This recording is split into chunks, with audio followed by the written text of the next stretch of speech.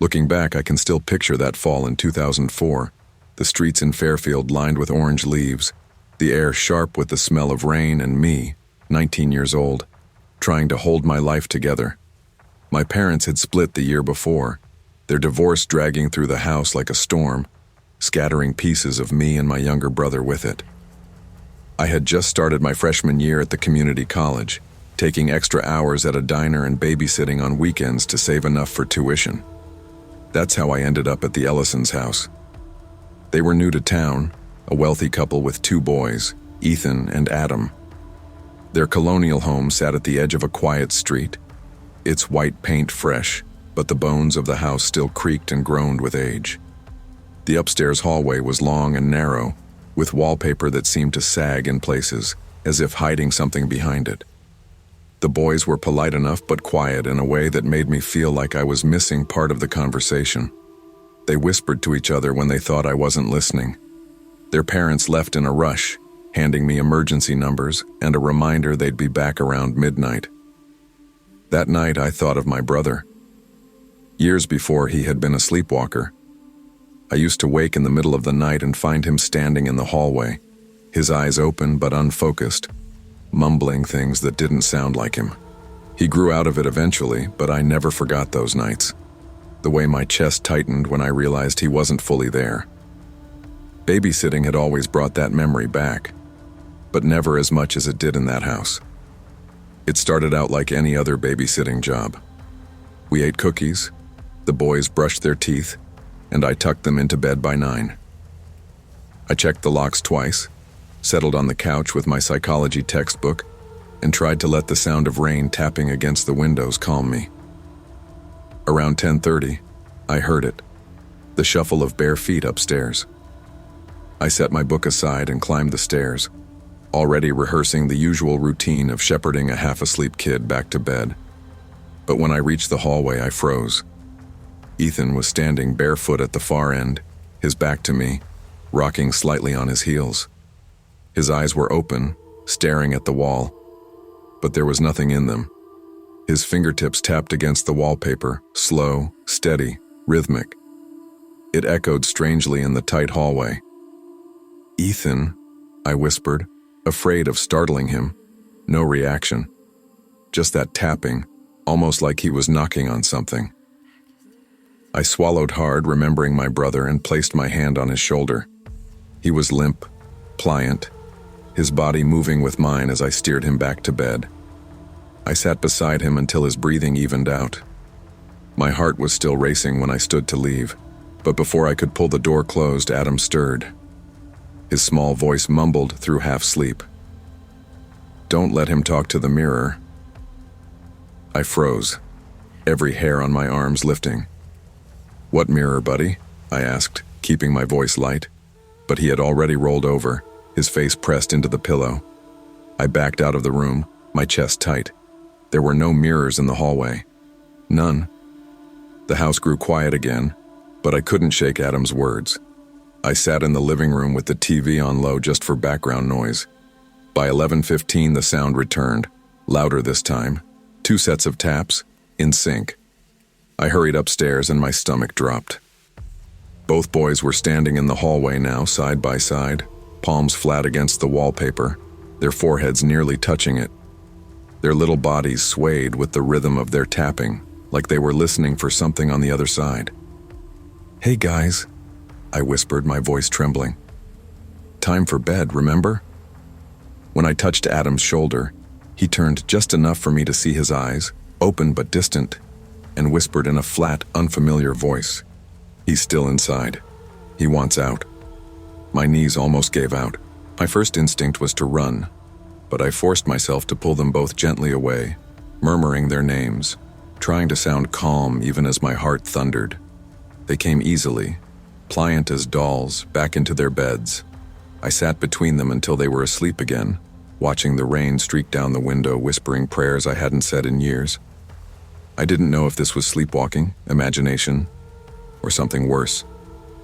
All I knew was the hollow look in their eyes, and the way the wallpaper seemed heavier now, as if hiding something I wasn't supposed to see. The Ellisons returned close to midnight, rain dripping from their coats, their voices hushed from a night of champagne and small talk. "How were the boys?" Mrs. Ellison asked, her smile tired but warm. "They were fine," I lied. "Easy night." I didn't mention the tapping, the whispers, the mirror. I needed the job, and besides, what could I even say? That their children had stared at a wall like it was calling to them? That one had warned me about a mirror that wasn't there?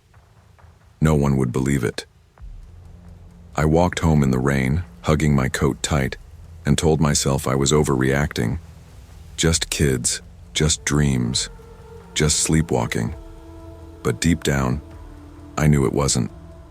Months later, when I came back for another babysitting shift, the upstairs hallway was stripped of its old wallpaper. Contractors had been tearing it down to prep for fresh paint. I was helping Ethan with homework in the kitchen when I heard one of the men upstairs call out, surprised, "Hey, check this out!" I climbed the stairs, curious, and stopped dead. Behind the plaster was a large mirror, antique, tarnished, its frame jagged and old. It had been sealed inside the wall decades ago, exactly where the boys had pressed their heads. I felt the blood drain from my face. Ethan tugged at my sleeve. "See?" he whispered softly. "Told you." I don't know what he meant. I didn't want to. I never told the Ellisons what happened that first night. I told myself it was because I was too busy with school. But the truth was I couldn't bring myself to go back after that discovery. The sight of that hidden mirror haunted me. It wasn't just a piece of furniture sealed away by some previous owner. It was the way the boys had known about it, drawn to it, night after night, as if something behind that glass had been waiting for them. Even now, years later, I can't stand mirrors in old houses. I avoid them, avert my eyes, because sometimes I swear I'll catch a shadow behind the reflection, something that doesn't belong to me. I never found out what happened to the Ellisons. They moved away after a year or two. Their big colonial sold to another family. Sometimes I drive past that street when I visit Fairfield, and I always wonder if the mirror stayed, or if someone moved it somewhere else. What still unsettles me most is how calm the boys had been, how their whispers weren't afraid, just certain. Certain that something was there, pressing against the glass, patient, waiting. I walked away from that job, but I've never walked away from the memory. Some things, once seen, never leave you. Safety is something we take for granted in our own homes. But the truth is, the walls around us hold more history than we realize. Some scars belong to the people who live inside, others to the house itself. What matters is learning when to trust our instincts, when to speak up, and when to walk away. Silence may protect us in the moment, but only courage keeps us safe in the long run. I was 18 in the fall of 2012 when I told myself I was done being afraid of babysitting. Months before, I'd watched a little boy have a febrile seizure while I was on duty. He'd turned blue in my arms while I fumbled to call 911, my hands shaking so bad I almost dropped the phone. He survived, but I didn't feel like the same girl after that night. My mom said I was too jumpy for the job, and maybe she was right, but part of me hated the idea of quitting. Babysitting was my way of proving I could handle responsibility. So when the Danforth family called, I said yes, before I had time to overthink it. They lived further out than anyone else I sat for, on the edge of Maplewood, Pennsylvania. Semi-rural, quiet, mostly woods and farms where the night stretched long and lonely. They had one daughter, Chloe, 7 years old, quiet and shy. The plan was simple: arrive at 5, stay until midnight, keep her safe. The drive to their place rattled my nerves. My car's headlights cut through narrow back roads until I pulled up to a crooked old farmhouse with sagging shutters. Across a wide, empty field, another house sat like a skeleton, windows busted, roof caved in. It was clearly abandoned, the kind of place kids dare each other to run into on Halloween. Chloe stood on the porch waving at me, her small hand pale against the dying sunlight. Her parents rushed out, already late, reminding me to lock every door before they drove off.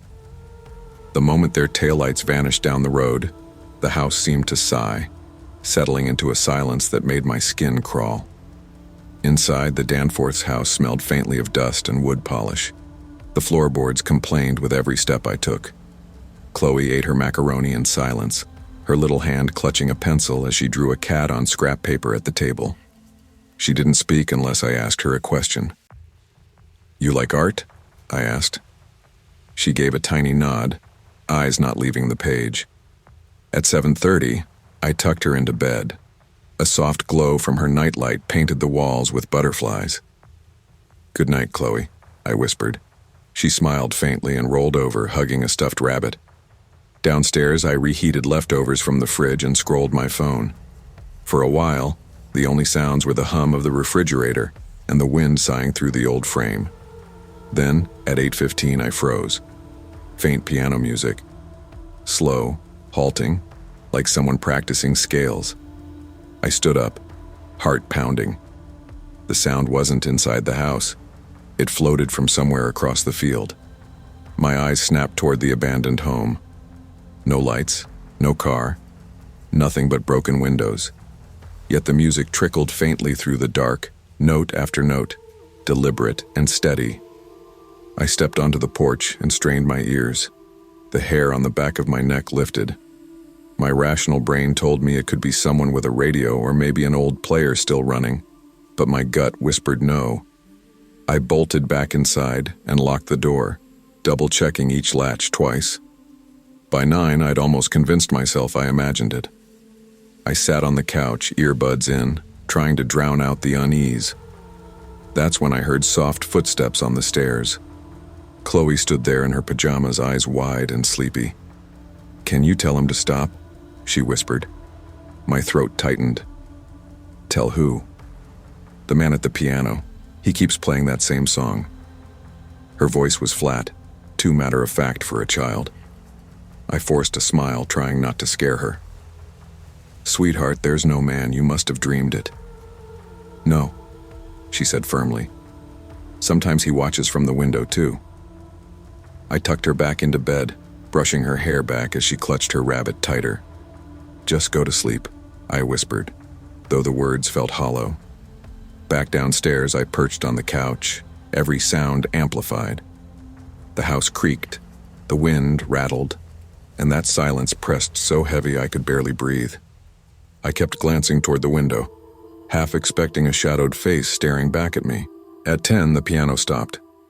Silence filled the night like a held breath.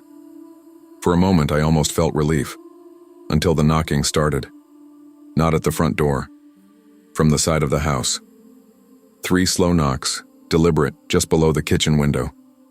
I gripped a heavy flashlight like it was a weapon. Each step toward the kitchen felt like walking deeper into a nightmare.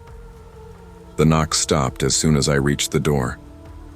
My finger hovered near the light switch. When I flipped the porch bulb on, the yard was empty, just weeds swaying in the night wind. My chest tightened, every instinct screaming to run. I turned back to the kitchen and nearly dropped the flashlight. On the table lay a scrap of sheet music. I hadn't noticed it before. Its paper was yellowed and torn, notes scrawled in messy black ink. At the top, written in jagged handwriting, "For Chloe." I staggered back, bile rising in my throat. I hadn't left the table since dinner. No one else had been in the house. "Chloe," I whispered, sprinting upstairs. She was still asleep, rabbit clutched in her arms, breathing steady. Relief warred with terror in my chest. I knew I couldn't stay. Grabbing a blanket, I wrapped Chloe up, whispering, "Shh, it's okay," though my voice shook. She stirred, confused, but didn't fight as I lifted her into my arms. I bolted out the back door into the night air, feet pounding across the damp field toward the nearest neighbor's house a quarter-mile away. The abandoned house loomed to my left. For a split second, I thought I saw movement in its shattered window, like a curtain shifting. I didn't look again. The neighbor's porch light flicked on after I pounded frantically at the door. A middle-aged couple answered, startled at the sight of me clutching a half-asleep child. my face streaked with tears. They ushered us in without questions and dialed the police. When the officers arrived, I spilled everything in a shaking rush. The piano, the sheet music, the knocking. They searched both houses. Nothing. No footprints in the damp grass. No sign anyone had been in the Danforth home. The abandoned house was empty. No furniture, no piano, just dust and decay. When I asked about the sheet music, the officers looked at me blankly. The table was bare. "Stress," one said. "Your nerves played tricks." But Chloe wouldn't stay quiet. In a small, trembling voice, she told them, "He plays the same song every time Mommy and Daddy leave. I don't like when he looks at me." The officers exchanged uneasy glances but wrote nothing down. The Danforths came home to flashing lights and a shaken babysitter. They thanked me politely, but I never went back. A year later, they moved closer to town. Sometimes when I drive those back roads at night, I roll the window down. And if the world is quiet enough, I swear I still hear faint piano keys drifting across the empty fields. What happened that night taught me that trusting your instincts. When something feels wrong, don't dismiss it as imagination. Fear is not weakness, it's survival. Too often we second-guess ourselves to seem calm, polite, or rational. But sometimes, listening to your gut is the only thing standing between safety and tragedy. I've never liked mirrors, not since I was little. My parents thought it was just another kid phase, like being afraid of the dark or monsters under the bed. But it wasn't. I can still remember the night that made me hate them. I was maybe 7, brushing my teeth before bed. I looked up at my reflection, and for half a second it didn't look right. I swear my reflection smiled a moment later than I did, wide and deliberate, like it was trying to let me in on some secret I didn't want to know. I screamed and my mom rushed in, but of course by then everything was normal again. I learned quickly not to mention it, because no one believed me. By 17, I had babysat for nearly every family in Havenbrook, Massachusetts. I wasn't scared of kids. I was scared of being in unfamiliar houses late at night, catching glimpses of mirrors in hallways or bathrooms when the lights were low. Still, babysitting was good money, and I was saving every penny for college applications. That November, the Collins family hired me to watch their son, Jamie. They'd just moved to Havenbrook, and Mrs. Collins seemed almost overly grateful to have found me.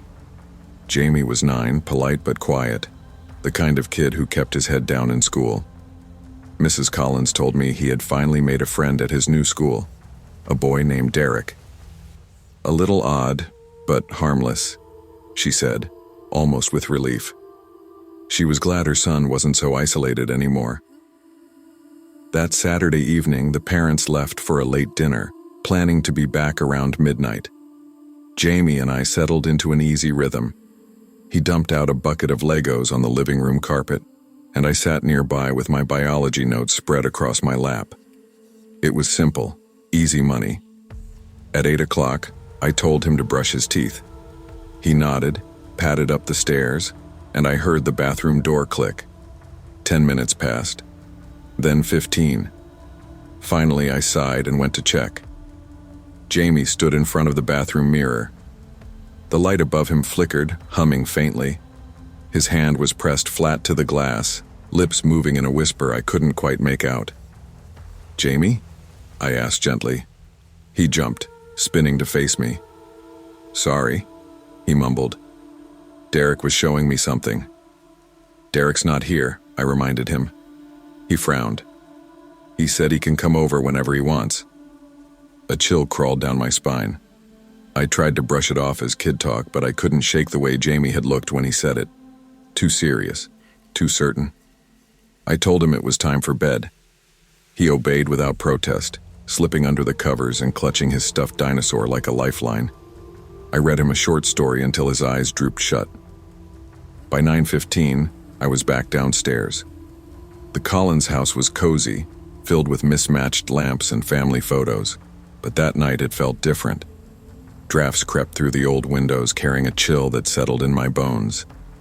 Shadows seemed thicker than they should have been, pooling in the corners of the living room. I told myself it was just nerves, Babysitting in November always felt lonelier than in the summer. Less light, more silence. At 9:30 I heard it, a faint sound drifting from upstairs. Not footsteps, not voices. A soft, steady scratching, like fingernails dragging across glass. I froze, listening. The house groaned under the weight of the wind, but the scratching continued. Against my better judgment, I climbed the stairs. The hallway stretched ahead, dimly lit by a nightlight plugged near the baseboard. The sound grew clearer as I reached Jamie's door. Through the narrow crack, I saw him. Sitting up in bed, his small frame silhouetted by the glow of the nightlight. He wasn't looking at me. He was staring straight into the dresser mirror across from his bed. His lips moved in a whisper. "Okay, I'll tell her, but don't be mad." Every muscle in my body tensed. I pushed the door open. "Jamie?" He turned toward me, his eyes wide but oddly flat, like he'd been caught doing something forbidden. "Derek says you shouldn't be here." My stomach tightened. "Jamie, it's late. Go to sleep." He shook his head slowly. "He says he doesn't like you watching." The air in the room felt colder. The reflection in the mirror seemed to waver in the dim light, like heat rising from pavement. I forced myself to keep calm, to act normal. "Lights out," I said firmly.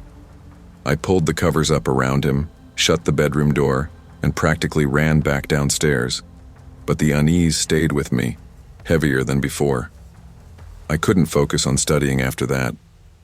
I kept pacing the living room, listening to every creak of the house. My phone sat heavy in my pocket, but what would I even text the Collins? "Hey, your kid says his imaginary friend lives in the mirror. They'd never hire me again." At 10 shaws, my pacing stopped dead. The upstairs hallway light clicked on by itself. My chest tightened. I hadn't touched that switch. I forced myself up the stairs, each step echoing louder than it should. "Jamie?" I called, my voice too loud in the stillness. His bedroom door stood open. The bed was empty. My heart leapt into my throat. I checked the closet. Empty. Then I heard it. Low whispers, fast and breathless, coming from the bathroom. The door was ajar. I pushed it open and froze. The mirror was fogged, though no water had run. A single candle flickered on the sink, wax dripping down its side. Jamie stood barefoot, eyes locked on his reflection, whispering words I couldn't understand. "Jamie," I whispered, reaching for him. He spun toward me so fast it made me flinch. His pupils were blown wide, almost black. When he spoke, his voice was his but not. A strange rhythm, like someone else was speaking through him. "Derek wants to stay."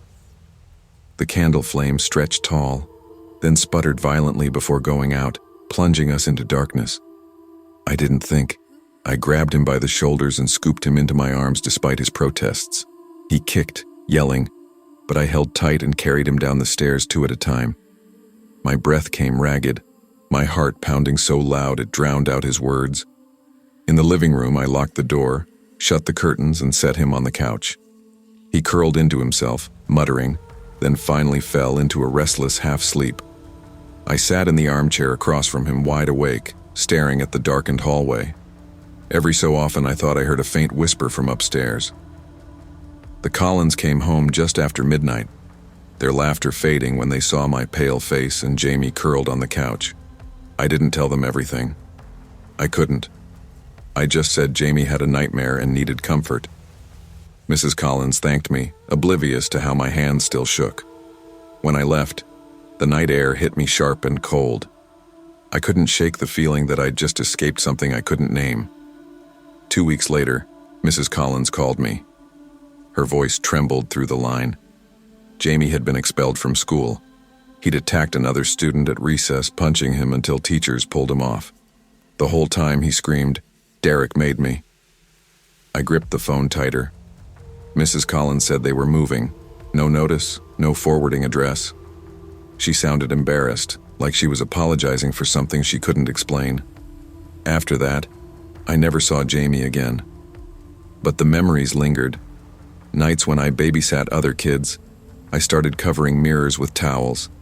Bathroom mirrors, hallway mirrors, dresser mirrors. It didn't matter.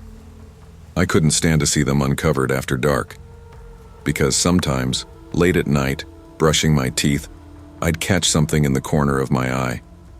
Not movement, not exactly. More like a pause. My reflection taking a fraction of a second too long to catch up. And sometimes, when the house was silent, when the mirror fogged though no steam rose, I swore I heard a whisper. A name, not mine. It's been years since Havenbrook, but I still avoid mirrors at night. People think it's a quirk, maybe superstition. I don't correct them. They wouldn't understand. I've learned to live with it. Covering mirrors, keeping my head down when I pass reflective glass in public. I don't linger in bathrooms. I don't trust what stares back at me. I still think about Jamie. I wonder if he's okay, if the Collins found help for him, or if Derek followed them wherever they went. Sometimes I imagine him grown now, still whispering to a reflection that isn't quite his.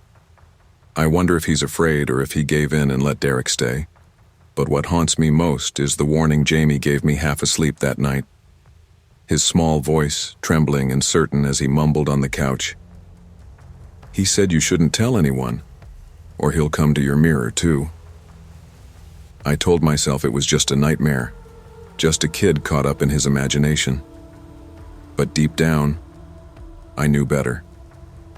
The way the candle died, the way his voice had changed, the way the mirror fogged with no reason. Sometimes brushing my teeth, I feel eyes on me. My reflection looks steady, but the air feels charged, like someone's waiting just beyond the glass. I never stay long enough to find out, because I know now some things aren't meant to be invited in. Not every fear is irrational. Sometimes the things we dismiss as imagination are warnings we should take seriously. Boundaries matter, between reality and what waits beyond it. Curiosity and carelessness can open doors that should never be touched. And once opened, those doors aren't easy to close. The summer of 2011 feels like a lifetime ago now, but I can still remember the way Ridgefield looked in those months. Slow, quiet, and just a little too small for me. I was 19, fresh out of high school, with no real plan except saving up for community college. Most of my friends were either leaving for bigger schools or stuck in summer jobs they hated. Babysitting had always been my steady fallback. Easy money, no uniforms, no greasy smell like the diner, and parents usually paid in cash. That's how I ended up at the Harper house one Friday night in July. They lived on the edge of a cul-de-sac where the pavement gave way to gravel, and beyond that, endless fields. It wasn't exactly comforting at night. Their place had a wide porch, an unfinished basement that always smelled damp, and a long driveway that looked inviting to anyone who happened to pass. The Harpers were celebrating their anniversary out of town and left me in charge of their kids, Lily and Sam. Lily was 8, soft-spoken, and carried a doll everywhere. Sam was 6 and ran on nothing but sugar and superhero fantasies. I knew the drill: movies, snacks, bedtime by 9:30. Then it would just be me and the glow of the TV until they came home after midnight. I told myself it was just another babysitting gig, but the isolation of that house always unsettled me. No streetlights out back, no neighbors close enough to hear if something went wrong. I remember standing on the porch after the parents left, staring out at the road and thinking how quiet it was. The kind of quiet that makes you second-guess every sound. That was before the headlights. The first couple of hours went smoothly. We made popcorn. The kids laughed through a Disney movie, and I tucked them in without much protest. By 9:30, I had the house to myself and decided to order Chinese from Golden Moon, a dingy place a few miles away. My phone was at 14%, and I had forgotten my charger, so I rushed the order before it died. 30 minutes, the voice on the other end said. I sat flipping through the Harper's TV channels when I saw it, headlights turning into the driveway. Relief hit me for a second. I thought it was the food. But when the car stopped, I realized it wasn't a delivery vehicle. It was a beat-up sedan, the kind that looked older than I was. 4 guys sat inside, windows cracked, music playing faintly. They didn't get out. They just sat there, looking at the house. I ducked behind the curtain, whispering to myself, "Please be the wrong house." After what felt like forever, the sedan rolled back out onto the road. My shoulders loosened, but the unease lingered like a bad taste. 10 minutes later, the real delivery driver showed up, cheerful and unaware. I paid quickly, shut the door, and locked it twice. I even slid the chain across. It should have been enough to calm me, but every bite of food tasted heavy. I couldn't shake the thought of those men staring at the house. By the time 11 rolled around, both kids were asleep upstairs. I curled on the couch, the TV humming low when I heard it. Laughter outside. Male voices. Familiar. My chest tightened, and I already knew before I peeked. The sedan was back. I crept to the window and parted the curtain just enough. 3 of the men were out of the car, standing in the driveway. One pointed at the Harper's SUV, another kicked at the gravel, laughing. Then one walked up the porch and grabbed the doorknob, rattling it casually like he was testing the lock. My throat went dry. I grabbed my phone, 8% battery, 1 flickering bar of service. I tried dialing 911. The call failed. My hands shook so badly I almost dropped the phone. I ran upstairs to check on Lily and Sam. They were out cold, oblivious to the voices below. I pressed my hand to my chest, trying to breathe quietly as the pounding started downstairs. Knuckles hitting the front door, voices calling out in mocking tones. "Hey, babysitter, we saw you peeking. Open up, we just want to talk." I froze, every nerve screaming at me to hide. My mind raced to the mudroom. The Harpers kept an aluminum baseball bat there. I crept down just far enough to grab it, then killed all the lights and crouched by the stairwell. The men circled the house, their laughter turning sharper. They banged on windows, kicked siding, tried the back door. Then one pressed his mouth close to the glass of the kitchen window and whispered low and deliberate, "You're all alone in there. We could stay all night." The words crawled into me, cold and heavy. My grip on the bat tightened until my knuckles hurt.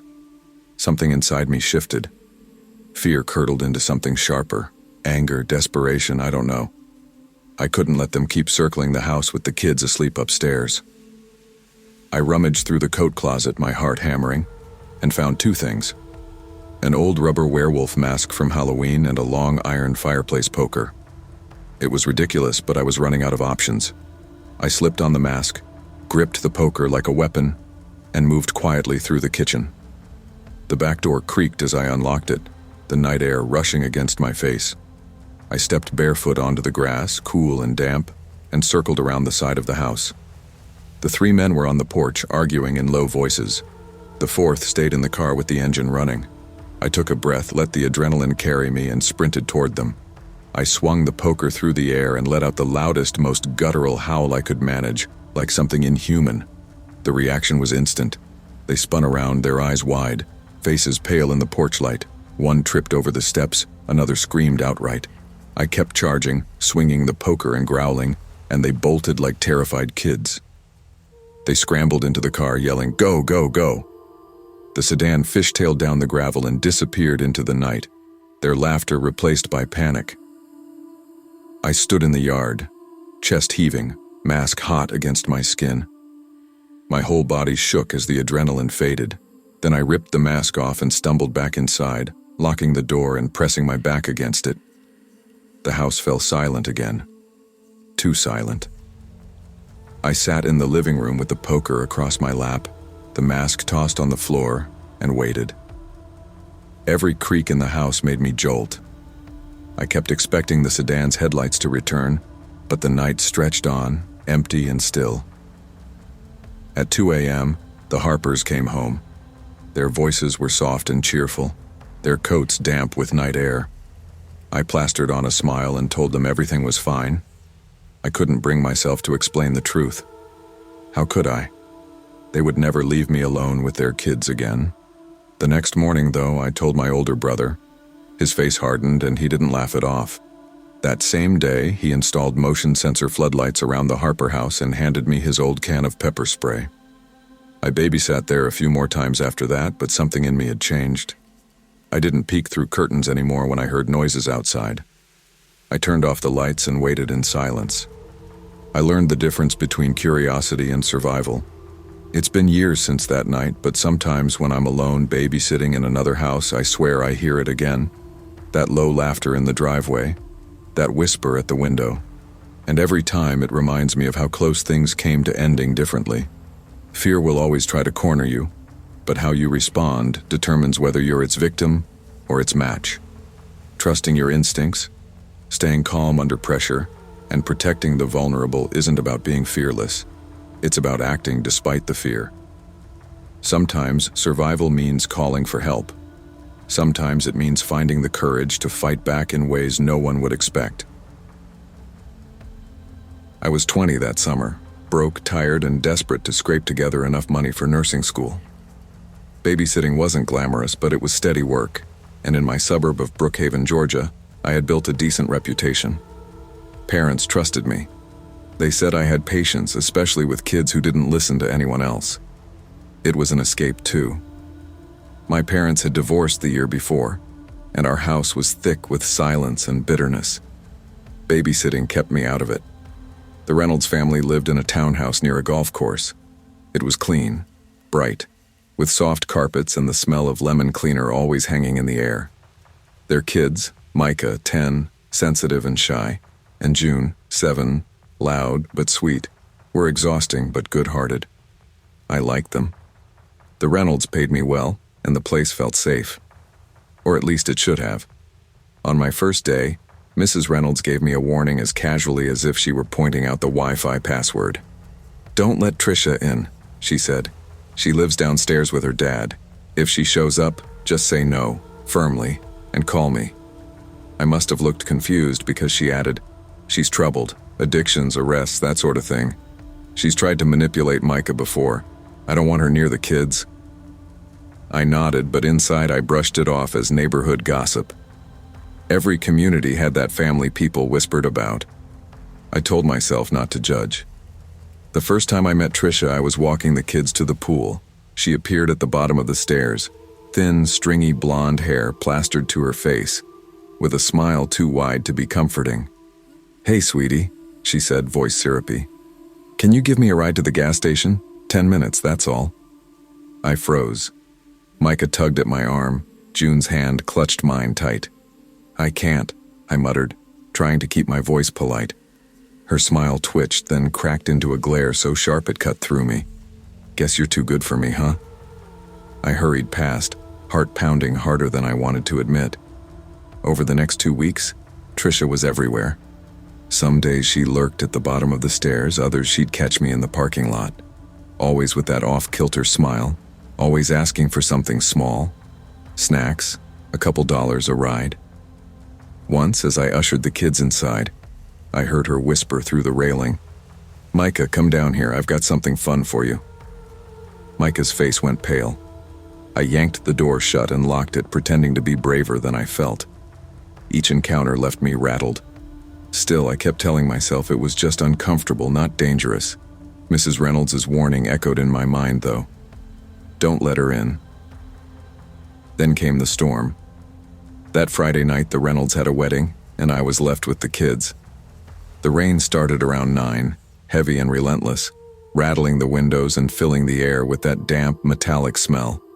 By 10, the kids were asleep upstairs, and I sat on the couch with the TV low, trying to ignore the storm. At 10:30, a knock came at the door. Not polite, sharp, urgent. I jumped. My first thought was maybe the Reynolds came home early, but when I looked through the peephole, my stomach flipped. Trisha stood there, soaked to the skin, hair plastered across her face, eyes wide and frantic. "Open up," she hissed. "I need to see Micah." Every instinct screamed no.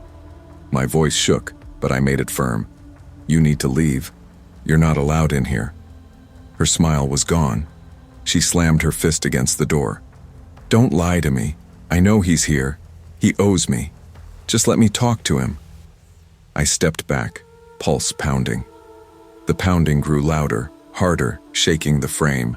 The phone line was dead from the storm and my cell showed one miserable bar. Upstairs, I heard June start to cry. "You think you can keep me out?" Trisha's voice cracked, rising into a shriek. "You can't. He said he'd help me and you can't stop me." My hands trembled as I grabbed the kids and rushed them into the upstairs bathroom. I locked the door and whispered, "Stay quiet. Don't move." The next 15 minutes stretched into forever. From the bathroom, we listened to Trisha's voice echo through the townhouse. Sometimes it was screaming, her fists slamming the door so hard the wood rattled. Other times it was sobbing, her voice breaking as she begged to be let in. Once it shifted into laughter, high, wild, and terrifying. June whimpered into her blanket and I pressed a finger to my lips, trying to steady her. Micah's face was pale, his wide eyes glued to the bathroom door like he expected it to explode inward at any second. My heart pounded so hard I thought it might echo in the tile. Then, silence. I held my breath. 10 seconds. 20. A minute. Finally, I crept to the upstairs window and peeked through the blinds. In the flicker of lightning, I saw her below, stalking toward her father's apartment, hair dripping, lips moving as she muttered to herself. She disappeared inside. I sagged against the wall, every ounce of adrenaline draining from me. I wanted to believe it was over, that she'd sleep it off, or pass out, or just never come back. But her words clung to me like the humidity in the air. "You can't keep me out." I tucked the kids back into bed, though none of us slept much. Every crack of thunder, every creak in the house made me jump. My phone still had no service. I sat by the kids' door until the first light of morning.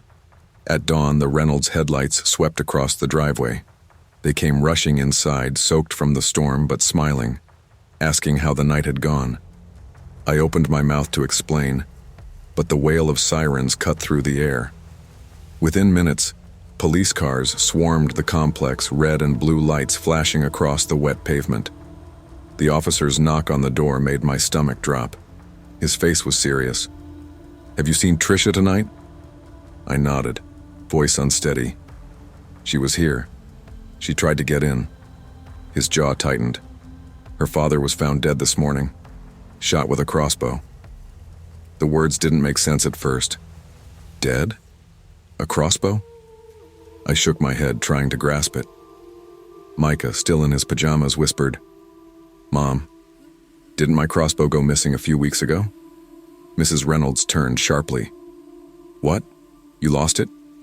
I thought you just misplaced it." The officer's face darkened. It wasn't misplaced, she stole it. It all clicked at once. The storm, the desperation in her eyes, the banging on the door. While we sat terrified upstairs, she had already killed her own father. The detective explained later. Trisha had been spiraling for months, bouncing between her father's apartment and the streets. That night, she tried to leave in the storm. He refused. She snapped, grabbed the stolen crossbow, and fired. Then she came upstairs, pounding on our door, demanding Micah. My knees went weak as the weight of it sank in. If I had opened that door, if I had let her in, even for a second, we might have been next. By noon, the police tracked her down. She'd stolen her father's truck, high on whatever she had in her system, and crashed during a chase. They arrested her on the spot. The Reynolds were horrified. They packed up within weeks, selling the townhouse and moving out of state. I never blamed them. Who would want to stay after something like that? I didn't babysit there again. I couldn't. But it wasn't the murder that haunted me most. Not the flashing lights or the police tape or even the headlines that later called it a domestic dispute turned tragic. What haunted me was the memory of her fists on that door. The sound of her voice, shrill and furious, echoing through the townhouse. "You can't keep me out." It's been years since that night, but storms still bring it back. The rattle of rain against the glass, the groan of thunder. It all blurs into that July night when I was 20 years old, sitting on a bathroom floor with two terrified kids praying a flimsy lock would hold. Sometimes I wonder if Trisha even knew what she was doing. If she was too far gone to realize she was trying to rip apart the lives of children who had nothing to do with her pain, or maybe she knew exactly what she was doing and didn't care. That's worse. I think about Micah sometimes, how his voice trembled when he asked about his crossbow, like some part of him already knew the answer. I think about June clutching my arm, whispering, "She's scary," like her 7-year-old mind could see what I didn't want to admit. And I think about myself, too young, too stubborn to believe the warnings, too quick to brush it off as gossip. I wonder how close I came to making the wrong choice. Life moved on. I finished school. The Reynolds disappeared from my life. Trisha is still in prison somewhere, I assume. But every time a storm knocks out the phone line, every time I hear a knock at the door late at night, I freeze. I hear her voice. I feel the pounding against the frame. And I remember, danger doesn't always look like a masked intruder. Sometimes it's someone standing in the rain, smiling too wide, asking for something small. That night taught me something I'll never forget. The scariest threats don't always come from strangers in the dark. They can come from people you've already been warned about, people you convince yourself aren't dangerous because you don't want to believe it. Trust your instincts, set boundaries, and never ever ignore a warning sign, no matter how small it seems. It was December of 1998, and Crestwood, Ohio was the kind of town where winter storms swallowed everything. Roads closed, schools shut down, and people stayed indoors, hoping their power wouldn't go out. I was 17, broke and desperate for cash. My mom had been laid off from her factory job that fall, and with Christmas around the corner, every dollar I earned from babysitting mattered. My younger siblings still believed Santa would deliver gifts under the tree, and I was determined to make sure they weren't disappointed. That Friday night I was babysitting for the Turners, a young couple who worked night shifts at the hospital. Their little girl, Maddie, was 3 years old, sweet and small with pigtails that never stayed in. Their house was a 2-story rental on the edge of town, old and drafty with thin windows that rattled when the wind hit. The basement smelled like mildew, and the heat clanked through the radiators unevenly. I didn't love being there in a storm, but it was easy money. The Turners left at 10, bundled in scrubs and heavy coats, and promised to be home by 6 in the morning. By the time I arrived, Maddie was already asleep upstairs.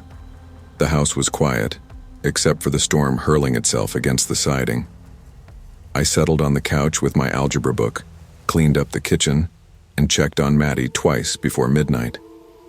She was sound asleep, her little chest rising and falling in rhythm. I told myself it was going to be a long but simple night. That's when I heard the first thud from upstairs. It wasn't loud, just heavy enough to make me sit upright. My stomach tightened. I told myself it was nothing more than the old house groaning under the weight of snow. Still, I set my book down and climbed the stairs, each creak beneath my feet pulling at my nerves.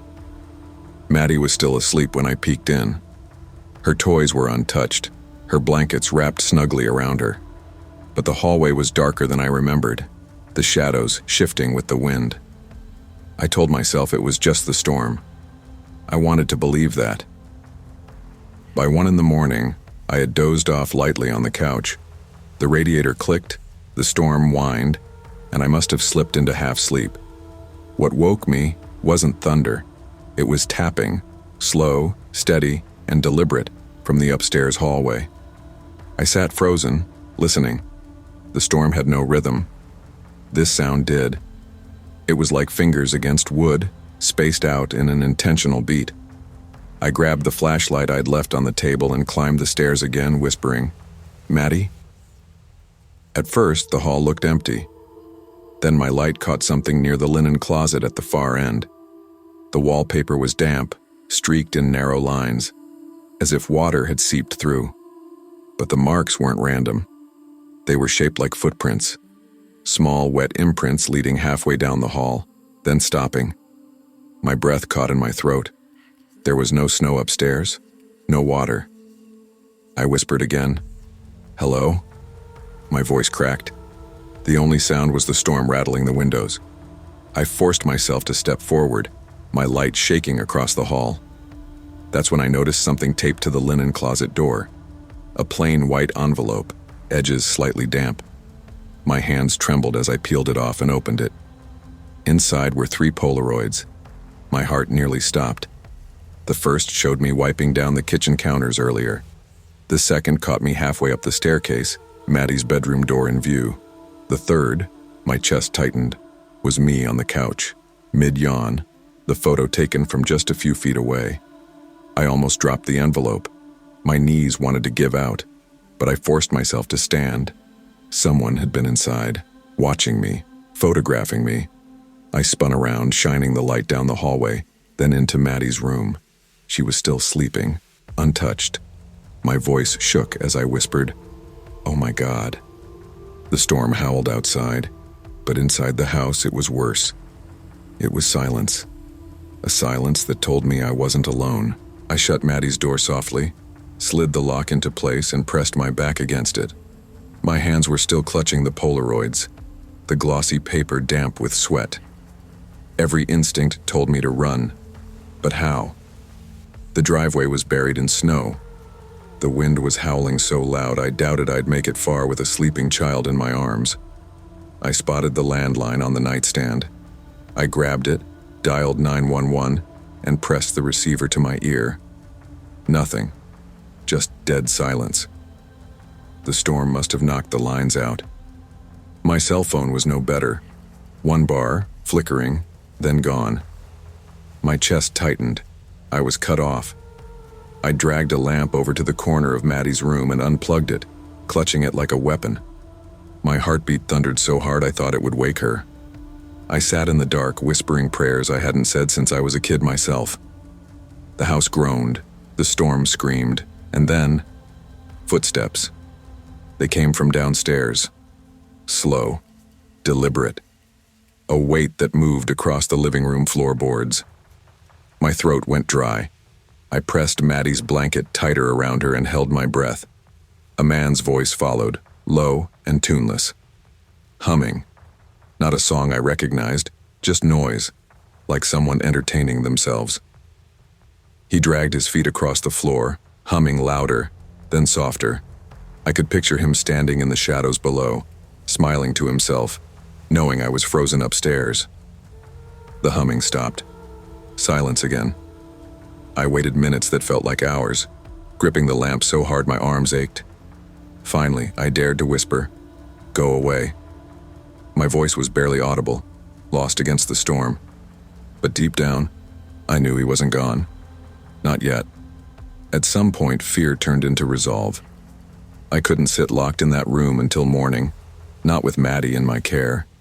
Every creak outside her door made me imagine him waiting, breathing, holding another envelope just for me. I whispered to her, "We're leaving, sweetie." She stirred but didn't wake. I wrapped her in 2 blankets, hoisted her into my arms, and quietly opened the bedroom window. The storm slapped me in the face instantly, snow stinging my cheeks, wind pushing at my chest, but it was the only way. I lowered her gently onto the small roof over the porch, then climbed out after her, slipping in the snow. We slid down together into the yard, my socks soaking instantly. Maddie whimpered but stayed wrapped in her blankets. I held her close and trudged across the yard barefoot, every step burning with cold. My teeth chattered, my vision blurred from tears and snow, but I kept moving. The nearest neighbor was 2 houses down. Their porch light glowed faintly through the storm, a beacon. Behind me, the Turner house loomed, dark and silent. My chest clenched at the thought of someone watching from the upstairs window. I forced my legs to move faster. By the time I reached the neighbor's porch, my face was wet with frozen tears. I banged on the door with my elbow, clutching Maddie close. The porch light flicked on and the door opened to a startled couple. I sobbed, "Please, someone's in the house." They rushed me inside, stripped the blankets from Maddie, and draped me in dry towels. The husband called the police while his wife wrapped her arms around me, whispering, "You're safe now." But I didn't feel safe. Not yet. The officers arrived within minutes, their radios crackling as they moved through the Turner house. I sat on the neighbor's couch, shaking, Maddie asleep in my lap again. An officer returned after half an hour, his face unreadable. "No sign of forced entry," he said. "No footprints in the snow except yours. No Polaroids." I shook my head violently. They were real. I had them in my hand. "I'm not saying you're lying, miss," he replied carefully. "But whoever was there, they're gone." The Turners came home around 6, rushing straight to Maddie, their faces drained when they saw mine. I told them everything, the noises, the footprints, the envelope, the humming voice. They didn't accuse me, but I could see the unease in their eyes. Who wouldn't doubt a 17-year-old with a story like that? I never babysat for them again. In fact, I didn't babysit during storms at all after that. Even now, years later, I can't sit in a quiet house without checking every corner. The thought that haunts me isn't the footsteps or the humming. It's the Polaroids. Someone had been in that house before I arrived, close enough to catch me mid-yawn. They knew I'd be alone. When I tell the story now, some people ask if I dreamed it. Maybe I did. But the memory of glossy photos in my shaking hands says otherwise. The storm ended by morning, leaving everything blanketed in white. But I still see the dark hallways, the wet footprints, and the truth I can't shake. Someone was there, waiting. Safety isn't just about locked doors and strong walls. Sometimes the real danger hides in silence, in the spaces we think are empty. So trusting your instincts. When something feels wrong, it usually is. Fear might keep you alive, but courage, acting when you least want to, is what protects the people depending on you. I was 18 the spring of 2003, and I'd been babysitting since I was 13. I wasn't fearless, though people thought I was. Truth is, I'd been skittish ever since the winter before, when my car spun on black ice and landed in a ditch. It wasn't serious, just a bent bumper and a cracked headlight, but I still remembered how cold the air felt, how long it took for another driver to stop. That accident left me uneasy about being stuck in the dark, far from town. So when the porters called and asked if I'd take an overnight job, I hesitated. They offered double pay, though, and I was still paying off the repair bill from that accident. They were good people, and their kids were sweet. Ben was 9, Sadie 5, both polite and easy to handle. I told myself it would be simple. Dinner, bedtime, then homework until the parents came home in the morning. The Porter house sat on a rural road with no streetlights, surrounded by farmland. The driveway stretched long, ending at a porch light that threw a pale circle on the gravel. Beyond the fields stood rows of bare trees, still skeletal from winter. The Porters apologized for the distance but promised me it would be easy money. By 7, they were gone, dressed for a wedding 2 towns over. I served the kids dinner, read to Sadie, and tucked them both in by 8:30. The house grew quiet fast, the kind of silence you only hear in the country. I sat in the living room with my schoolwork, rain pattering against the glass, wind pushing hard against the siding. By 10, the road outside was deserted. I kept glancing out the window, waiting for headlights that never came. At 11:15, I heard it, gravel crunching at the end of the driveway. My first thought was the Porters had come back early. I pulled the blinds just enough to peek out. There was no car. Instead, a figure stood in the rain just beyond the driveway, lit faintly by the porch light. A hood covered his head, water dripping down his shoulders. He didn't move, didn't wave, just stood with his chin tucked down like he was staring at the ground. My stomach tightened. I whispered to myself, maybe he broke down. Maybe he's a farmer walking home. But no one in their right mind would stand still in pouring rain like that. I checked on the kids. Both were sound asleep, breathing slow and even. When I returned to the window, the figure had shifted. Closer now, standing near the mailbox. His body was slouched, arms hanging loose. Still no movement toward the house. I picked up the landline phone. No dial tone. The storm must have knocked it out. My cell showed no service. I turned off the TV, leaving only the hum of the refrigerator.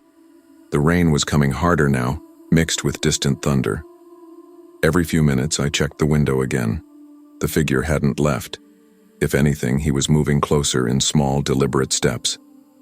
At midnight, lightning flashed white across the fields. In that split-second glow, I saw him again, 30 feet from the porch, standing in the middle of the driveway. The hood clung to his head, water streaking down his face.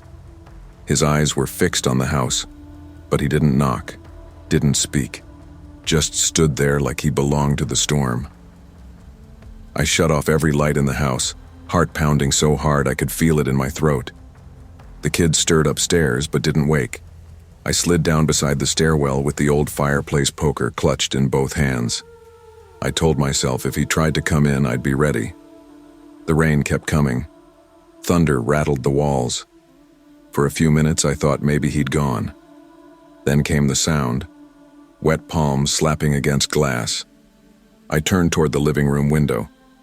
He was there, his face pressed against the pane, water dripping down, his breath fogging the glass. His eyes were wide and unblinking, fixed on me like he'd been waiting for me to notice him. He dragged his palms slowly downward, leaving streaks on the glass, then started pounding in rhythm with the storm. His mouth moved, shaping words I couldn't hear. I screamed, backing up the stairs 2 at a time. Ben sat up groggily when I burst into his room. "What's happening?" he mumbled. I grabbed his hand, scooped Sadie from her bed, and rushed them into the upstairs bathroom. I locked the door and pressed my ear against it, whispering for them to stay quiet. For several minutes, pounding echoed around the house, first at the living room windows, then at the back door, always in that same rhythm. Then silence. The kids whimpered softly, but I held them close. Every creak of the house made me jump. The storm went on, but the figure outside was quiet now, waiting. Time dragged like hours inside that locked bathroom. I counted Sadie's breaths just to ground myself, whispering prayers I hadn't said in years. Ben clutched the poker like it was a sword, his knuckles pale. At one point, I thought I heard footsteps on the porch. Slow, measured. Then the rattle of the doorknob downstairs. My body froze, ears straining, but nothing else followed. Just the endless patter of rain. When I finally cracked the bathroom door, the house seemed undisturbed. The lights I'd shut off still dark, shadows thick in every corner. I crept to the window at the end of the hall. Lightning split the sky again, and in that brief glare I thought I saw him standing by the tree line, hood dripping, head bowed. Then darkness swallowed him. I shut the curtain and backed away, heart hammering. My mind raced. Should I run with the kids? Should I wait? With no phone, no car, no way to reach the porters, every choice felt dangerous. By 2 a.m., headlights swept across the walls. Relief hit me so hard, my knees buckled. Neighbors from down the road pulling in to check because their power had gone out. I bolted downstairs, waving frantically as they stepped from their truck. When they entered, the figure was gone. The yard was empty. The driveway glistened with rain, but no footprints marked the mud. The living room window, though, bore a crack, as if something heavy had slammed against it. The porters returned close to dawn, horrified by what had happened. Police were called, statements given, but without footprints, without a car, without a single witness besides me and 2 scared kids, there was nothing to follow up on. They said maybe it was a drifter, maybe a prank. They wrote their report and left before sunrise. The neighbors promised to keep an eye out, but no one ever saw him again. I quit babysitting for families outside of town after that. Couldn't stomach the thought of being stranded in another farmhouse with nothing but silence pressing in. But what haunted me most wasn't the pounding or the cracked glass. It was the look on his face. Pale, soaked, eyes wide and unblinking. He never knocked, never spoke. He just watched. Even now, when storms roll through Ashford, I avoid those back roads. Sometimes, though, I catch myself glancing at the ditches, and for a split second, I swear I see him there. Hood bowed, waiting. Not every danger announces itself with noise or words. Sometimes the scariest threat is the one that simply watches, waiting for you to let your guard down. Trust your instincts. Fear is not weakness. It's a warning. And when something feels wrong, you owe it to yourself to listen. When I think back to the fall of 2007, I remember the smell of wet pavement in Charleston and the way my nerves seemed to follow me everywhere. I was 19, just starting community college, and trying to juggle part-time work at a coffee shop with babysitting gigs to pay for books. Babysitting was supposed to be easy money.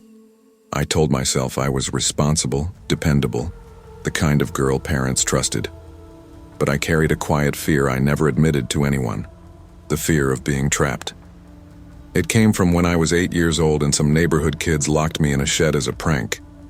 Hours passed before anyone found me. Since then, small rooms and long hallways always made me feel like the walls were waiting to close in.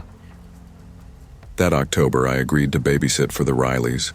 They had moved up from Florida and lived in a strange house off an old coastal highway. It wasn't really a house at all, but a converted roadside motel.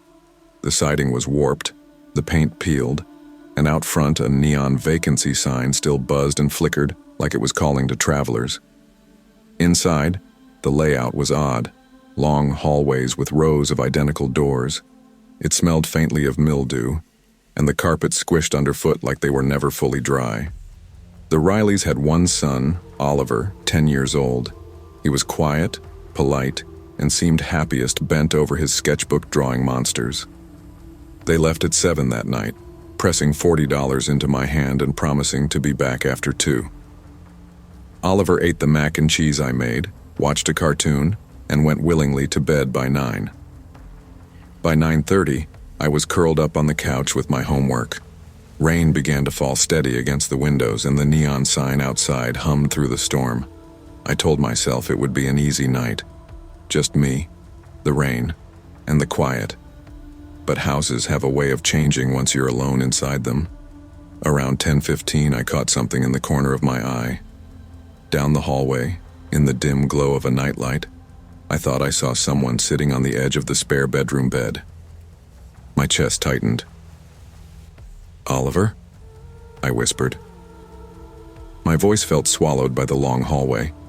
I forced myself closer, my hand brushing the wall as if that would steady me.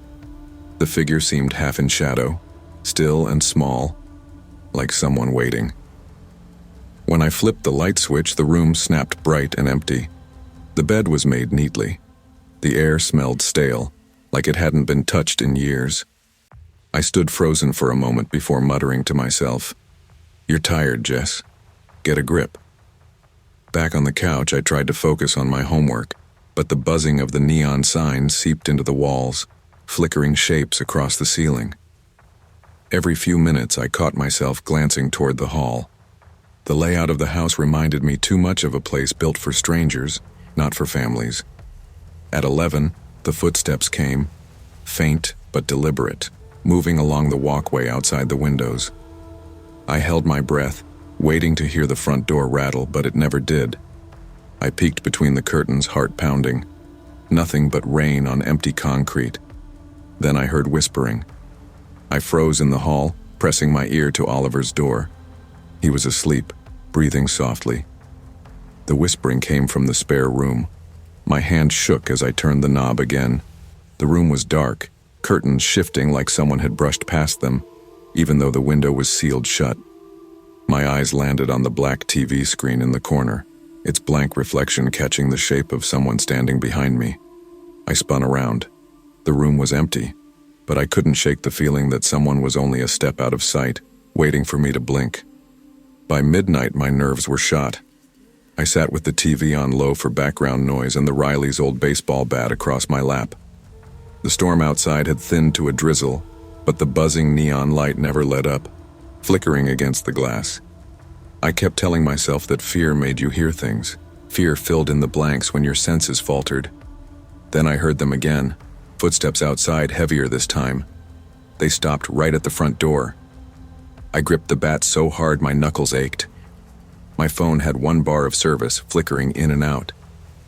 I typed a text to my mom. Someone outside, scared. The message failed to send. The knock came next. Soft, deliberate, almost polite. Then silence. I stayed frozen, the bat pressed to my knees. Minutes passed. Finally, I whispered to myself, "You're not opening that door." After what felt like forever, I forced myself to peek outside again.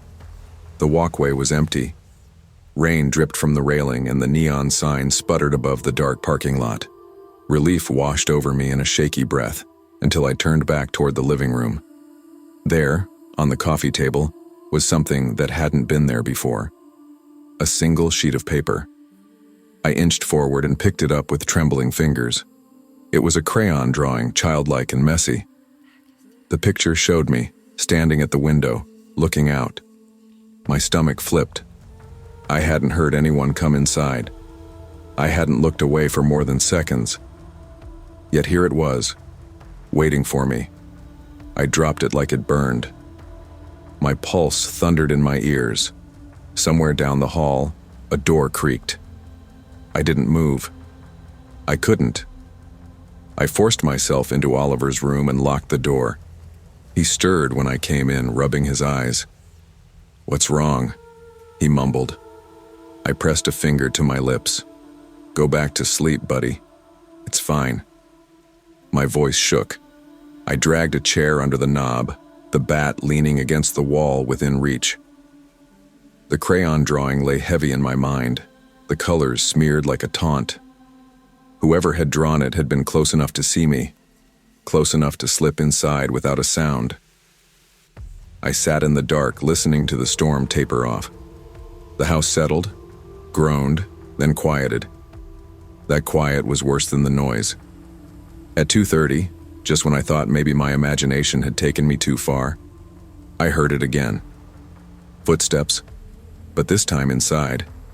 Slow, heavy, deliberate. They stopped outside Oliver's door. My heart slammed in my chest. I held my breath, clutching the bat, waiting for the knob to turn. Instead, the sound came. A low scrape against the doorframe, like fingernails dragging across wood. Then a whisper, muffled but close enough I knew it wasn't in my head. "Watching." Oliver stirred again, his small voice sleepy. "Jess?" I hugged him close, whispering, "It's okay. Just stay quiet." The footsteps retreated after a minute, fading down the hallway. The silence that followed felt endless, like the house itself was holding its breath. I didn't move until headlights finally cut across the wall outside. The Rileys came stumbling in a little after 2, their voices cheerful and apologetic. "Sorry the storm dragged us later than we thought," Mrs. Riley said, peeling off her coat. I nodded, forcing a smile that felt foreign on my face. I didn't tell them about the drawing, the footsteps, or the whisper. I couldn't. The fear still pressed so heavy on my chest it felt like admitting it out loud would make it real again. I gathered my things quickly and left. Outside, the neon sign flickered against the wet pavement, buzzing like a wasp that never stopped. I told myself I was done with that house, done with babysitting in places that felt like traps. Months later, I drove past it on my way home from class. The sign still sputtered, the siding still peeling, and in one of the dark upstairs windows, the old spare room, I swore I saw a shape sitting on the edge of the bed, staring out toward the road. I told myself to keep driving, to forget it. But even now, when I'm alone at night, I hear the scrape of nails against a door frame, the whisper of someone too close. And I remember the drawing, the proof that for one night, someone knew exactly where I was and what I was doing. Fear is not weakness, it's warning. Too often we second-guess it, brushing off the signs because we don't want to look foolish. That night taught me that trusting my instincts isn't paranoia, it's survival. Some doors don't need opening. Some jobs aren't worth the money. And when something inside tells you to leave, you listen, even if you can't explain why. When I was 10 years old, I thought being alone meant being grown up. That summer, July 2008, I got my first taste of what independence really felt like. My grandparents, Mildred and Carl Parker, were heading to a weekend music festival across the state, and for the first time they trusted me to house sit. Their house sat just across the street from ours on a quiet street in suburban Madison, Wisconsin. I'd been there my whole life, but that night felt different. It felt like stepping into adulthood. They left Friday morning waving from their old station wagon. "You'll be fine, Ethan," Grandma said. "Feed the cats, water the garden, and don't forget to lock up before bed." "I got it," I told her proudly. When they drove away, the street looked the same as always. Maples shading the lawns, sprinklers hissing, kids' bikes lying on driveways. But I felt a thrill in my stomach. The house was mine for the weekend. The first few hours went perfectly. I fed Whiskers and Duke, watered Grandma's tomato plants, and watched TV until the sun dipped low. I microwaved a frozen pizza, turned on Pirates of the Caribbean, and settled into the couch with a bowl of popcorn. Outside, the evening air smelled of honeysuckle and cut grass. The cicadas buzzed like electricity. It was peaceful, even comforting. And then came the knocking. It was soft at first, 3 faint taps on the front door. I muted the movie, listening. Another knock followed. I hesitated, then called out, "Hello?" No answer. I peeked through the side curtain. The porch was empty. The porch light flickered slightly, moths tapping against the bulb. "Probably just the wind," I muttered, forcing a laugh. I unpaused the movie. Jack Sparrow was mid-sword fight when the knocking started again. This time louder, insistent. Something wasn't right. The second round of knocking was faster. Tap, tap, tap, tap, like someone testing the door. I felt my heartbeat in my ears. Maybe it was my parents, I thought. Maybe they were checking on me. I grabbed the cordless phone and dialed home. No answer. I turned off the TV so I could listen. Silence. Then, ding dong. The doorbell echoed through the living room. Once, then again. Steady. Rhythmic. I walked toward the window, slow and quiet, like I was sneaking up on a secret. Through the lace curtain I could see across the street, the soft glow of our house, my bedroom window dark. Everything looked normal except for the darkened sedan, parked at the curb. I didn't recognize it. The driver's seat was occupied, but I couldn't see the face, just a shape, still and watching. My chest tightened. "Who's there?" I called, voice trembling. Nothing. The knocking started again, but this time from lower on the door, as if someone crouched. I backed away, gripping the phone. My fingers felt cold even though the air was warm. I thought about calling 911, but my parents had told me only to do that for emergencies. Was this an emergency? Maybe it was just a lost driver. Maybe. Then came a loud thud, like a shoulder hitting the wood. That's when I ran. I sprinted to the back door, remembering that Grandpa always left it unlocked in case of emergencies. My mind raced. What if the person tried the back next? I grabbed the baseball bat Grandpa kept in the hall closet and crouched near the kitchen doorway. From the front, the knocking stopped. Silence. Heavy, awful silence. Then a faint sound outside, the crunch of footsteps on gravel circling toward the back. I could hear my pulse thudding in my ears. Scout, my grandparents' cat, darted under the couch. Every nerve in my body told me to hide, but I forced myself toward the back door. The small window above the handle gave me a narrow view of the yard. The garden glowed faintly under the streetlight. Nothing moved. Then movement. A shadow passing along the fence line. Someone was there. I gripped the bat tighter.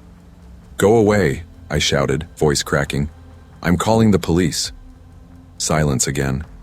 The only sound was the faint hum of crickets and the drip of a garden hose. I waited. 1 minute. 5 minutes. 10. Nothing. Slowly, I inched toward the living room window again. The sedan was gone. The street was empty. Relief flooded in, shaky, but real. Maybe it was just my imagination. Maybe some kids playing a prank. I tried to convince myself of that as I sank onto the couch. My hands shook when I dialed my parents again. No answer, so I called the only other number I could think of, Officer Kelly. He lived 3 streets over and always told the neighborhood kids, "If you're ever scared, call me. Doesn't matter the hour." He picked up on the second ring. Officer Kelly. "It's Ethan Parker. I'm at my grandparents' house. Someone was knocking, and they wouldn't leave." "Okay, slow down, Ethan. Are you safe right now?" "I think so, but there was a car. I didn't recognize it."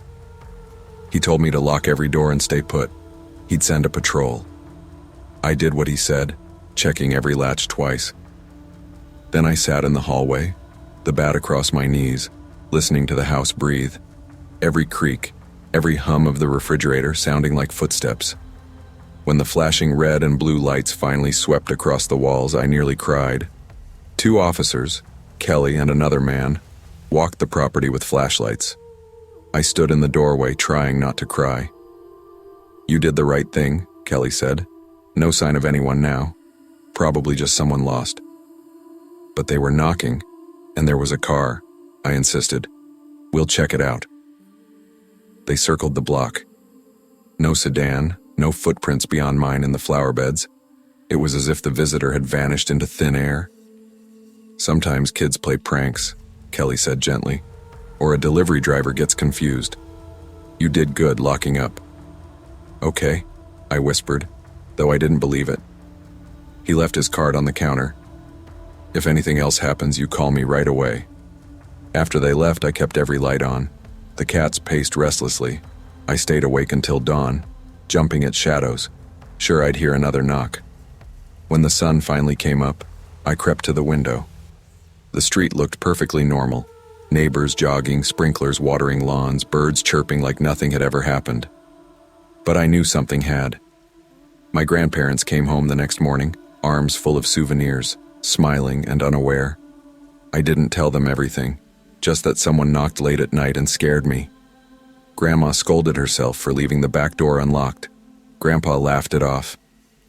"Probably just some kids," he said. I wanted to believe that. But deep down I couldn't shake the feeling that whoever had come to the door hadn't been a kid. For weeks I couldn't sleep without the light on. Every knock, every doorbell made me jump. Even years later, as a teenager, I'd walk past that house and glance toward the porch, half expecting to see the shadow of someone standing there. When I was 16, I asked Officer Kelly, by then retired, if he'd ever found anything that night. He shook his head. "No record of anyone suspicious," he said. "Could have been a drifter, could have been nothing, but it scared you enough to remember it, huh?" It had. Now, as an adult, I still double-check my locks every night. I don't even like answering the door after dark. People call it paranoia. I call it being prepared. Because sometimes danger doesn't come crashing through the window. It knocks politely first, waiting for you to open the door.